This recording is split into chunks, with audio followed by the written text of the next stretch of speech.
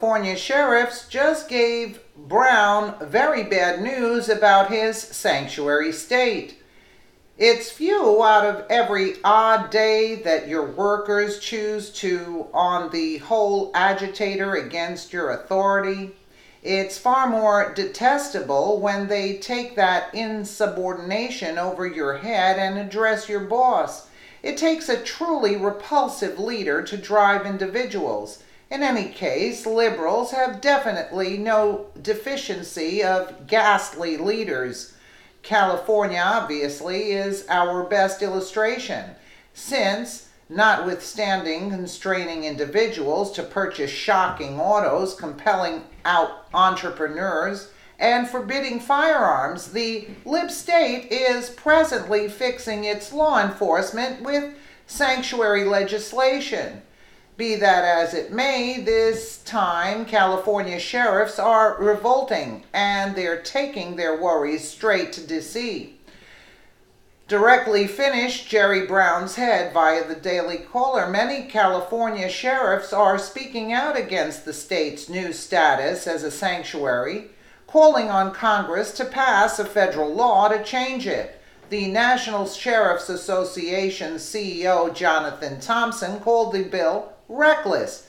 He said sheriffs across America are disappointed in the bill, which prevents police officers from questioning or detaining people. They just outlawed crime fighting in California. The legislator and the governor are honoring thugs, rapists, murderers, and serial killers. Protect our POTUS, sanctuary state, the hero fighting against it. Fox and Friends, National Sheriff Association, Jonathan Thompson, God bless. Something is significant here. Thompson's last words sound a great deal like Trump on the campaign trail. You know, the exaggerated and MSM advertised Trump is calling all Mexicans rapists lie. This time, however, it's a California sheriff saying the extremely same thing. I think about whether any lib journalist will call attention to that Trump was correct. I'm not holding my breath. While Thompson and every other California sheriffs are past enraged at Governor Brown and searching for approaches to continue doing their occupation successfully, notwithstanding the representative's activism, there's very little that should be possible but to stand up. Furthermore, perhaps appeal to the president himself. We are disappointed that Governor Brown signed this reckless bill into law. California's law enforcement has become pawns in this political game, but they will continue to protect their communities. We also implore leaders in Washington to pass sensible legislation that would prevent careless legislation from hamstringing law enforcement. Matter realizes that Trump would be eager to sign that sort of enactment into law. Returning power to cops and law enforcement was and is a focal mainstay of Trump's notoriety. What's more, giving cops and the lawful power to change sanctuary cities, provinces, and states, that would be a distinct advantage. I stand with Thompson in welcoming it. What do you think? Well, yeah, absolutely, I agree. Brown signs bill making California a sanctuary state. California Governor Jerry Brown is defying President Trump on a hot-button immigration issue. Today, the governor officially made California a sanctuary state. KCAL 9 political reporter Dave Bryan joins us live in the Westlake District with a look at reaction and the fight ahead. Dave?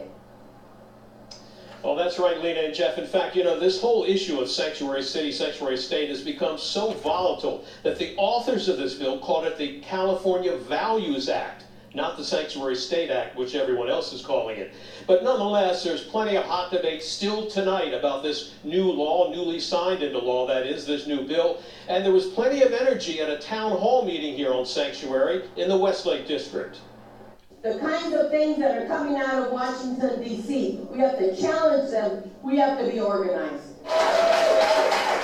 Hundreds of people turned out Thursday night at a sanctuary town hall meeting near downtown LA.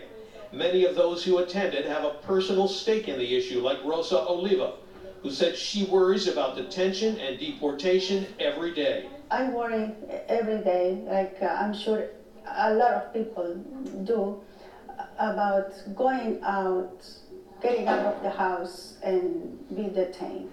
The meeting was held just hours after Governor Jerry Brown signed one of the most significant state immigration bills in decades.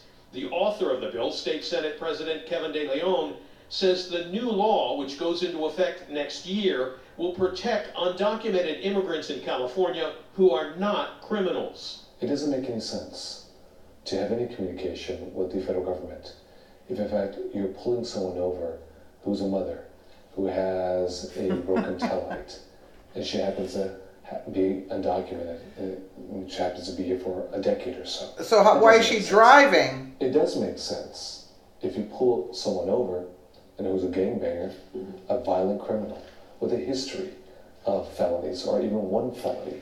That does make sense to communicate with the federal authorities. The bill signed into law by Governor Brown on Thursday, commonly known as the Sanctuary State Bill, would forbid local and state law enforcement agencies from inquiring about an individual's immigration status and from detaining someone on a hold request for the federal government unless there's a felony warrant. Once again, California is demonstrating that they care more about protecting illegal aliens than they do about protecting public safety. Correct. Ira Melman, the media director of FAIR, the Federation for American Immigration Reform, says the state of California is overstepping its legal authority. Federal law says that sanctuary policies are unlawful.